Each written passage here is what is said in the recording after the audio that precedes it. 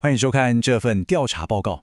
今天我们将化身为历史侦探，跟随线索一步步追查一个关键的谜团。在被称为黑暗时代的漫长岁月里，真理究竟是如何失落的？好，我们今天要调查的核心谜团就是这个：一个原本建立在谦卑与爱之上的信仰，是怎么一步步走样，最后变成一个掌控一切、充满权力的庞大帝国？这中间到底发生了什么事？让我们跟随证据一探究竟。我们的调查要从第一个关键的转捩点开始。西元4世纪，罗马皇帝君士坦丁宣称自己信主了。这件事表面上看来是教会前所未有的大胜利，对吧？但实际上呢，这份看似光荣的胜利，却也为属世的精神打开了一扇无法关上的大门。这段话说得非常直接，也点出了一个很可怕的真相：这不是一场征服，而是一场被接管。教会为了换取世俗的权力和荣耀，选择了妥协。结果就是异教的精神像病毒一样，悄悄地控制了整个教会的运作。你看，证据就摆在眼前，这张对比表清楚地让我们看到，在得到世俗权力前后，教会的本质发生了多么巨大的改变。从一个谦卑、受逼迫的群体，变成了一个跟世界、跟政治权力紧紧绑在一起的一个骄傲又虚荣的庞大机构。好，接下来我们来检视第一批，可以说是物证了，看看最根本的上帝律法是如何一步一步被有系统地的篡改的。这是非常关键的一步。原本用来纪念创造主的安息日，被当时异教徒崇拜太阳神的节日，也就是星期日，给悄悄地取代了。这背后的动机其实充满了政治算计，目的就是要讨好帝国里的大多数异教徒，让大家更容易统一。如果说改安息日还不够，那接下来的动作可以说是胆大包天了。为了让偶像崇拜合法化，他们竟然直接把禁止拜偶像的第2条诫命给删掉了。然后，为了让总数看起来还是10条，就把第10条诫命拆成2条来凑数。这已经不是妥协了，这是公然地修改证据。你看，当最根本的律法根基都被动摇了，接下来会发生什么事？当然就是一场精心策划的权力夺取大戏要正式上演了。我们从这条时间线可以清楚看到，这不是一朝一夕的事，而是一场长达数百年的精密布局。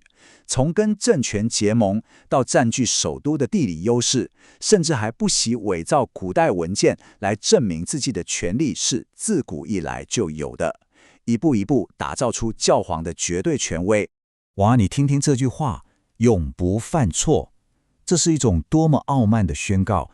他把自己、把罗马教会放到了跟上帝一样的高度，凌驾于所有人的判断之上。这在圣经里是任何一位先知或使徒都绝对不敢说的话，这也为后来的独裁铺平了道路。如果说前面都还只是理论，那接下来这个画面就是权力展演的最高峰。这就是当时最有名的卡诺沙之行。连当时欧洲最强大的皇帝都必须要在雪地里赤着脚卑微地站上3天，只为了恳求教皇的原谅。这哪里还有属灵的影子？这根本就是赤裸裸的政治霸权。俗话说，跟着钱走。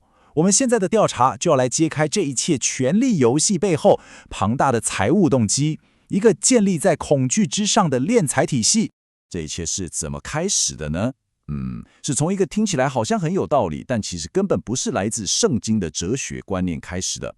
灵魂不死这个观念就像一只特洛伊木马，一旦被教会接受，就为后面更多更荒谬的教义，像是为死人祷告啊，向圣人祈求啊，打开了方便之门。你看，这就形成了一个完美但却极度腐败的商业模式。第一步，先用炼狱这个概念来制造巨大的恐惧；第二步，再告诉你没关系，你可以花钱买赎罪券来解决这个问题；第三步就是坐收渔利。这根本就是一套精神上的勒索，把神圣的救赎变成了一场冰冷的金钱交易。就连最核心、最神圣的圣餐仪式都没能幸免。一个本来充满象征意义提醒我们纪念上帝儿子牺牲的仪式，变成了一场神秘的表演。神父宣称自己有能力把饼跟酒真的变成肉跟血，这已经不是纪念了，这是一种偶像崇拜，一种对创造主权柄的僭越。你试着想象一下那个画面，一个不识字的农夫，他听不懂拉丁文的弥撒，也看不到圣经，他唯一能做的就是听神父的话。神父告诉他，你的母亲正在炼狱里受苦，但你只要花钱买下这块圣物，就能减轻她的痛苦。在资讯被完全封锁的情况下，这种恐惧跟迷信是多么的可怕。那么，如果有人不相信或是不愿意付钱呢？当欺骗和洗脑都不够用的时候，最后的手段就是暴力。宗教裁判所就是这个系统的执法单位，他们用秘密审判、用酷刑、用火刑来对付所有敢质疑教会权威的人。这就是用最极端的恐惧来维持绝对的控制。好了，看完了这么多证据，是时候让我们对这段历史下一个判决了。这些妥协最终带来了什么样的后果？而这对今天的我们又有什么样的警示？其实啊，圣经里早就有一位先知用一句话就为这整个时代的悲剧下了注解：我的民因无知识而灭亡。你想想，当圣经被锁起来，当上帝的律法被遗忘，人民失去了知识的来源，那他们不就只能在无知跟迷信中走向灭亡吗？最后，我们来看这张对比图。我想，再多的言语都没有这个画面来的震撼。一边是一个高高在上、极度傲慢的教皇，要地上的君王跪在他面前；另一边是神的儿子，却是谦卑地跪下来为自己的门徒洗脚。这两者之间的距离，就是真理与谎言的距离。好，我们来快速总结一下这次调查的关键证据。这张表就像是我们的办案档案摘要，从敬拜的日子、敬拜的对象，到圣餐的意义、得救的方式，甚至连最高权威的来源，几乎每一个核心的教义都被彻底的改变了。这就是真相失落的完整路径图。所以这一切的后果是什么？可以说是一场全面的灾难。整个社会从上到下，从教会领袖到一般百姓，都陷入了无知跟罪恶当中，贪婪跟腐败变得理所当然，甚至连世俗的君王都看不起这些教会权贵的伪善。欧洲就这样进入了长达数世纪的道德与知识的黑暗时代。在看完了这一切之后，我想啊，这个调查报告最终要问我们每一个人的，其实是这个问题：你的信仰是牢牢地建立在永恒不变的真理上，还是不知不觉中已经建立在了一些方便却是人为的传统上了呢？这段黑暗的历史给我们最大的教训，其实是一个警钟。它告诉我们，最危险的妥协往往不是那种惊天动地的攻击，而是像温水煮青蛙一样，一点一滴无声无息的偏离。